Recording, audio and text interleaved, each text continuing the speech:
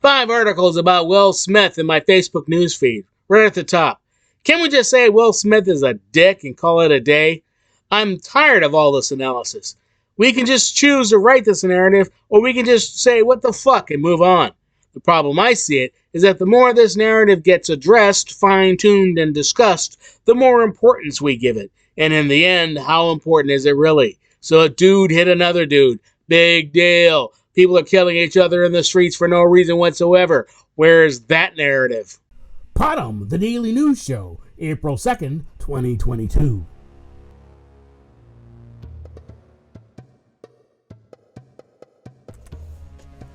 Ukraine forces retake areas of north of Kyiv as Russians look eastward. Zaporizhia, Ukraine, April 2nd. Ukrainian forces were advancing on Saturday into areas north of Kyiv, littered with debris and destroyed Russian tanks, as Ukrainian President Volodymyr Zelensky accused departing Russian soldiers of leaving behind mines.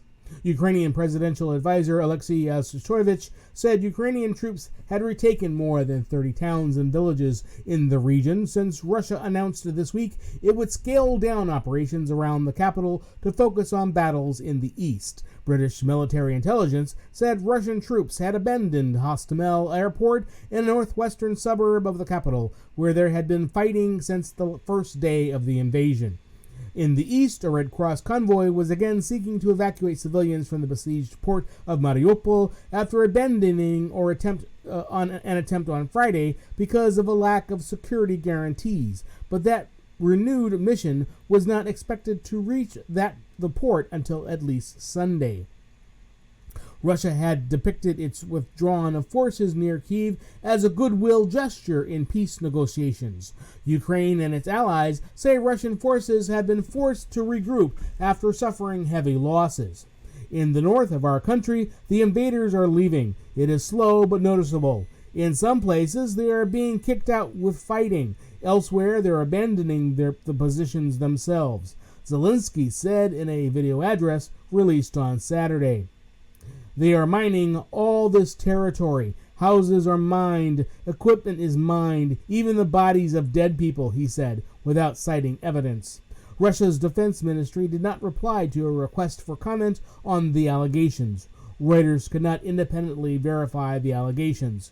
In the village of Novobasan, northeast of Kyiv, which was among those retaken to Ukrainian forces, the body of a man lay next to the carcass of a car. A woman wept as men brought a coffin to remove the body. A village showed signs of heavy fighting, with collapsed buildings and the wreckage of tanks and armored vehicles strewn around. Another dead body, apparently that of a Russian soldier, lay near a destroyed armor personnel carrier. Maxim Levin, a Ukrainian photographer and videographer who was working for a Ukrainian news website and was a longtime contributor to Reuters, was killed while covering the war.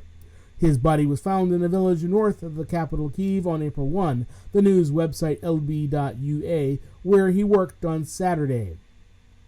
Russia denies targeting civilians in what President Vladimir Putin calls a special military operation aimed at demilitarizing and denazifying Ukraine. Ukraine calls it an unprovoked war of aggression, and Western countries have imposed sweeping sanctions in an effort to squeeze Russia's economy. In encircled Mariupol, Russia's main target in the Ukrainian southeastern region of Donbass, tens of thousands of civilians remain trapped with scant access to food and water. A convoy of about 54 Ukrainian buses and other private vehicles, accompanied by a team from the International Committee of the Red Cross, was renewing its attempt to organize a mass evacuation from the city after turning back on Friday. ICRC spokesperson Ewan Watson said the team had not yet reached Mariupol, adding they left the city of Zaporizhia on Saturday morning and would spend the night en route. Some civilians who have escaped Mariupol and reached Zaporizhia said Russian soldiers repeatedly stopped them to check for the presence of Ukrainian fighters as they fled. They stripped the men naked, looking for tattoos, said Dmitry Kartovov, a 32-year-old builder, adding that the troops paid particular attention to the men's knees. I work, I do repairs. Naturally, my knees. These are working knees, they say. You climb trenches, dug, and the like. Pope Francis came the closest he has yet to criticizing Vladimir Putin over the invasion. He did not name the Russian president, but said a potentate was fomenting conflicts for national interests. Once again, some potentate, sadly caught up in anachronistic claims of nationalist interests, is provoking and fomenting conflicts, while ordinary people sense the need to build a future that will either be shared or not be at all, he said during a visit to Malta. Even as Russian forces pulled back from some northern areas, Ukrainian officials reported missile strikes on targets in various parts of the country.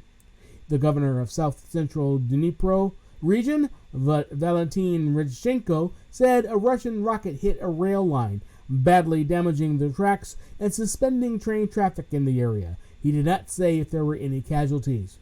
In the early hours, Russian missiles hit the cities of Poltava and Kremenchuk in central Ukraine. Dmitry Lunin, head of the Poltava region, wrote in an online post. Before dawn, as sirens sounded across Ukraine, the Ukrainian military reported Russian airstrikes on the cities of Severodonetsk and Rubinizhin in the Luhansk region. Russia's defense ministry said high-precision air-launched missiles had disabled military airfields in Poltava and Dnipro. It added that later that its forces had hit 28 Ukrainian military facilities across the country, including 2 depots of rockets and artillery weapons and ammunition. In Kyiv, people started buying alcohol again after Mayor Vitaly Klitschko relaxed a month-long ban. Olena, a psychologist who was buying beer in a supermarket, said it did not mean people had forgotten the war. We are just supporting our country in this way. No one will be better off if we are depressed doing nothing. I'm happy because for 2 weeks I've been walking around thinking, I want a beer, she said, smiling.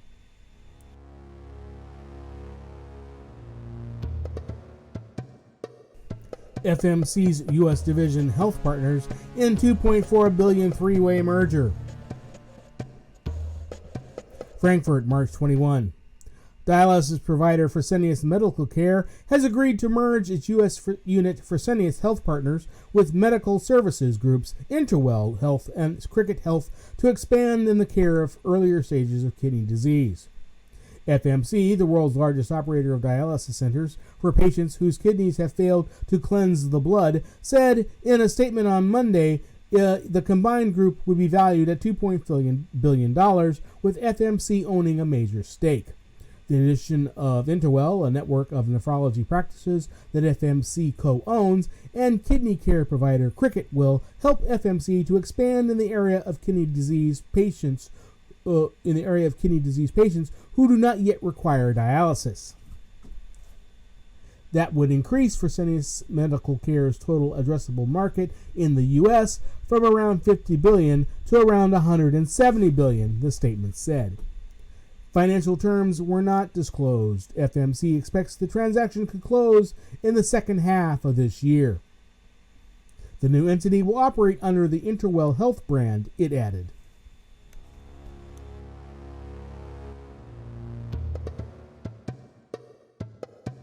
Rising hunger looms in Sudan with little aid in sight.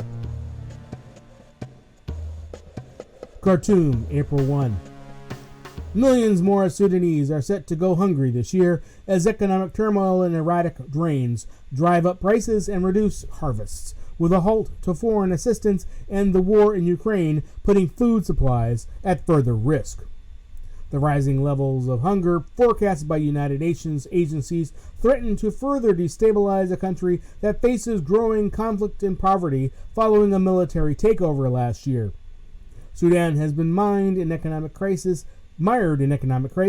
before the overthrow of President Omar al-Bashir in an uprising in 2019. A transitional government attracted billions of dollars in international support, but that was suspended after the coup, placing Sudan on the brink of economic collapse. Currency devaluations and subsidy reforms have driven up prices, and inflation is running at more than 250%.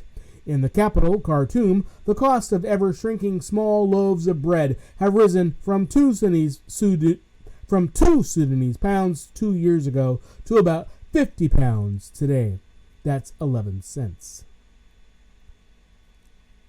Some 87% of Sudan's imported wheat comes from Russia and Ukraine, according to FAO data, making it one of the Arab world's most exposed countries to the war in Ukraine. If this measly piece of bread is 50 pounds, what kind of life can we have? Said Haj Ahmed, an elderly man at a vegetable stall in Al-Halfaya on the capital's outskirts. The World Bank estimates that in 2021, 56% of Sudan's population of around 44 million were surviving on less than $3.20, or about 2,000 pounds per day, one of its global poverty lines, up from 43% in 2009. Last week, the World Food Program estimated that the number of people experiencing levels of hunger that will force them to sell essential assets or who will have nothing more to sell will double by September to 18 million. Aid agencies have long worked to help the rural poor and people displaced by war in Sudan. In 2019, the WFP extended its operations to urban centers for the first time. This jump didn't happen yesterday or a couple of months ago. It's been building, said Marianne Ward, WFP Deputy Country Director. It's not exclusively driven by conflict anymore. It's also about structural issues such as inflation and availability of foreign currency, she said. Inflation means farmers are unable to afford inputs, including weeds, seeds, fertilizers, and fuel, experts say.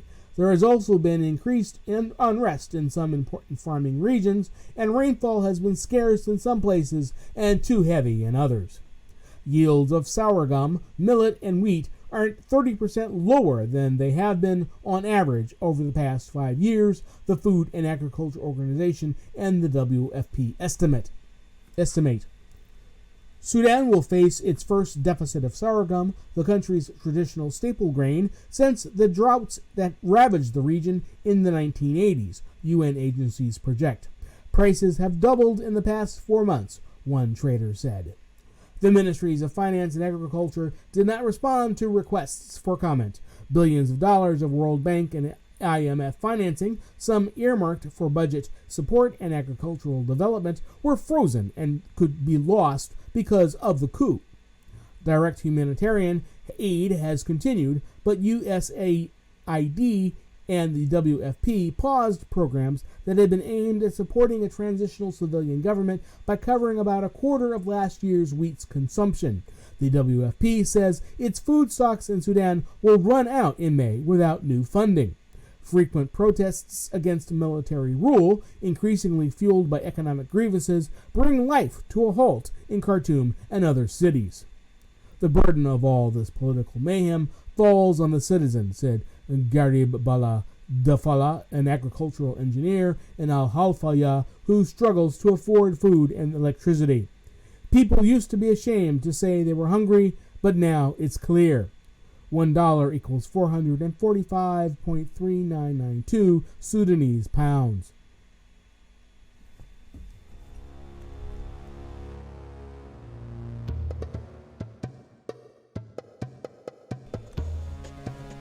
U.S. Special Envoy says Yemen truce paves way to end conflict. Amman, April 2nd. A United Nations-led truce in Yemen is a decisive moment in the near 7-year conflict and offers hope in the warring parties and international community can bring a lasting peace to the devastated country, a senior U.S. official told Reuters. U.S. Specialist Envoy for Yemen Tim Lenderking said the UN brokered a 2-month truce between a Saudi-led coalition and the Houthi group remained aligned with Iran, which comes into effect on Saturday, was a first step to a permanent ceasefire. If the international community and parties can work together, this could be built into a lasting ceasefire and an inclusive political process that ultimately gives shape to a new Yemen, Lender King said in an interview in Amman. We want to build on a decisive moment that helps Yemen turn the corner. The conflict has killed tens of thousands and pushed millions into hunger. The last coordinated cessation of hostilities nationwide was during peace talks in 2016. Lender King said the deal was a culmination of stepped-up U.S. diplomacy and the Houthis' realization there could be no outright military victory. The battlefield dynamics have changed. All of these things have combined to create what is a decisive moment, he said. The coalition was able to prevent the fall of Yemen's gas-rich Marib region, where the Houthis last year advanced on most districts, barring the main city and nearby hydrocarbon sites. The Houthis had responded by stepping up attacks on Saudi Arabia and its ally, the United Arab Emirates. However, they have now put aside the notion of military victory, Lender King said.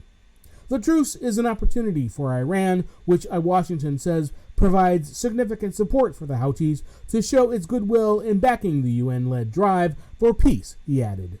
We would like to see Iran move away from the negative tactics and role they have played up to this point, he said. The conflict is widely seen as a proxy war between Saudi Arabia and Iran.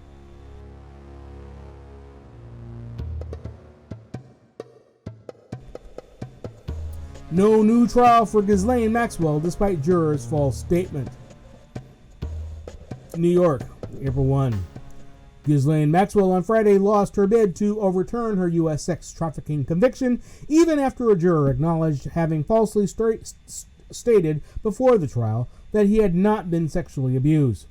U.S. Circuit Judge Allison Nathan said the juror, a man known in court papers as a Juror 50, testified truthfully at a hearing last month after Maxwell's lawyers said his false answers on a pretrial questionnaire justified granting a new trial. His failure to disclose his prior sexual abuse during the jury selection process was highly unfortunate but not deliberate, Nathan wrote. The court further concludes that Juror 50 harbored no bias toward the defendant and could serve as a fair and impartial juror. Juror 50 does not consider himself a victim and does not let his past define him, Todd Spodek, the juror's lawyer, said in a statement. He listened to the evidence and was fair and impartial. This is what justice requires, not more. Lawyers for Maxwell did not immediately respond for requests for comment. Maxwell, 60, was convicted in December of helping the late financier and convicted sex offender Jeffrey Epstein sexually abuse teenage girls. She had pleaded not guilty, saying she was being scapegoated for Epstein's crimes because he was no longer alive. Her sentencing is scheduled for June 28. Epstein killed himself in a Manhattan jail cell in 2019 at age 66 while awaiting trial on sex trafficking charges. Maxwell's trial represented a reckoning that Epstein and a globe-trotting investor who counted elite politicians and business leaders among his social companions never had. It was also one of the highest-profile cases in the wake of the Me Too movement, which encouraged women to speak out about sexual abuse by famous and powerful people. Maxwell faces up to 65 years in prison after being found guilty in 5 of the 6 counts she faced. Her lawyers have vowed to appeal the verdict. Juror 50 had checked no when asked in a pretrial screening questionnaire whether he had been a victim of sexual abuse. But after the trial ended, he said in media interviews that he had, during jury deliberations, discussed having been sexually abused as a child and told Reuters he did not recall being asked about it on the questionnaire. Juror 50, who identified himself by his first and middle names, Scotty David, said he did this to illustrate how Maxwell's accuser's memories may not have been perfect. At a March 8 hearing, he said he rushed through the questionnaire, made a mistake in saying he had not been a sexual abuse victim, and did not deliberately lie to get on the panel. Maxwell's lawyer said they would have struck the juror from the panel if he had answered honestly, and contended that his false statement denied Maxwell her right to a fair trial. but Nathan said she had once overseen a murder trial where a juror who had a family member who was murdered was allowed on the panel. The juror was elevated this week to the federal appeals court. The judge was elevated this week to the federal appeals court in Manhattan, but has retained jurisdiction over Maxwell's case. At Maxwell's trial in November and December, 4 women testified that the daughter of British media baron Robert Maxwell recruited and groomed them when they were teenagers to be abused by Epstein between 1994 and 2004. Maxwell's lawyers sought to undermine her accusers by claiming they were motivated by money to implicate Maxwell and that their memories were flawed.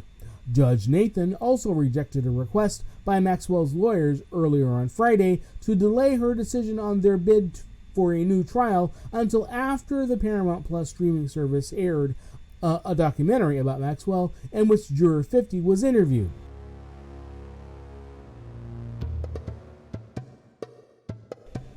Tesla delivers record vehicles in first quarter. Output falls during China shutdown. April 2nd. Tesla Incorporated on Saturday reported record electric vehicle deliveries for the first quarter, largely meeting analysts' estimates, but production fell from the previous quarter as supply chain disruptions and a China plant suspension weighed.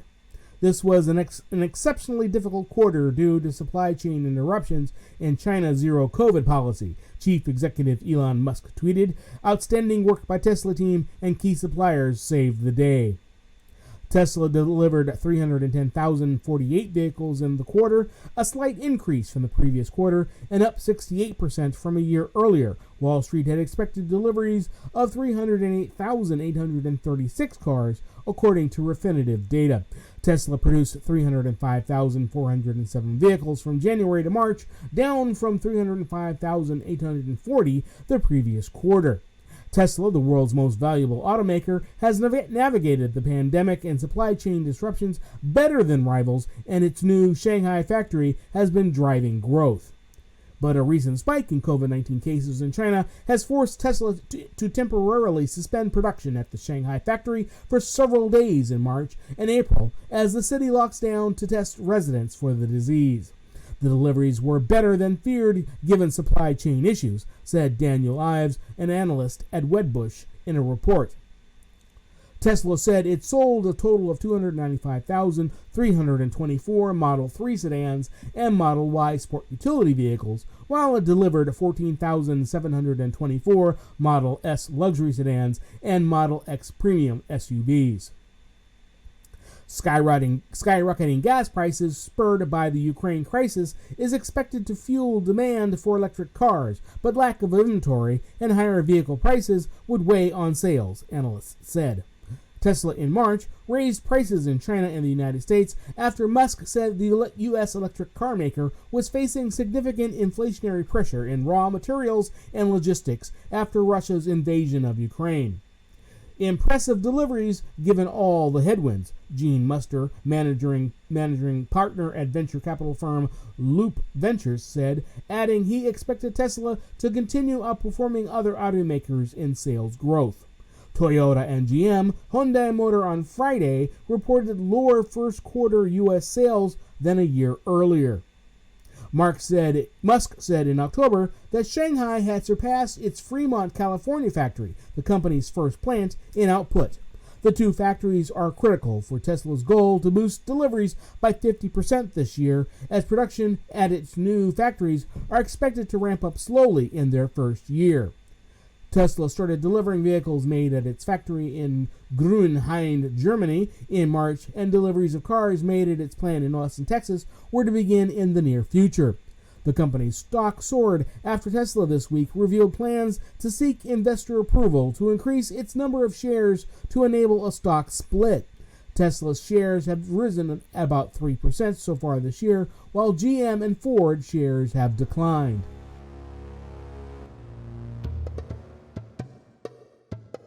Fresenius agrees 2 acquisitions to bolster Kabi drugs unit.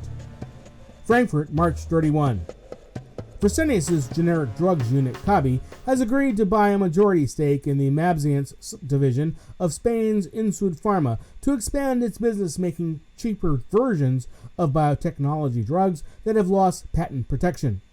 The German healthcare group said on Thursday it would acquire a 55% stake in Mabxience, a maker of affordable biosimilar versions of cancer drugs Mabthera and Avastin, for 490 million euros, which is $553 million, plus milestone payments contingent on commercial and development targets. Fresenius will also have an option to buy the remaining shares in Mabxience under certain terms. In its statement, Fresenius said Kabi had also agreed to acquire Ivenix Incorporated, a maker of infusion therapies, for $240 million up front, plus milestone payments. Privately held Ivenix, based in Massachusetts, developed an infusion system and software that received a U.S. Food and Drug Administration approval last year, which Kabi will combine with its offering of intravenous fluids and infusion devices. Fresenius has identified Kabi as a core growth business. It has not ruled out a sale of its kidney division's FMC and left the door open for initial public offerings for Healthcare Project Development Unit, VAMED, and its hospital chain, Helios.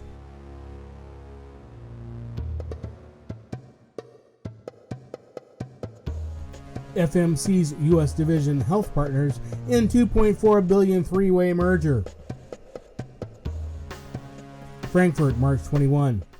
Dialysis provider Fresenius Medical Care has agreed to merge its U.S. unit Fresenius Health Partners with medical services groups Interwell Health and Cricket Health to expand in the care of earlier stages of kidney disease. FMC, the world's largest operator of dialysis centers for patients whose kidneys have failed to cleanse the blood, said in a statement on Monday the combined group would be valued at $2.4 billion, with FMC owning a major stake. The addition of Interwell, a network of nephrology practices that FMC co-owns, and kidney care provider Cricket will help FMC to expand in the area of kidney disease patients who do not yet require dialysis. That would increase Fresenius Medical Care's total addressable market in the U.S. from around $50 billion to around $170 billion, the statement said. Financial terms were not disclosed. FMC expects the transaction could close in the second half of this year. The new entity will operate under the Interwell Health brand, it added.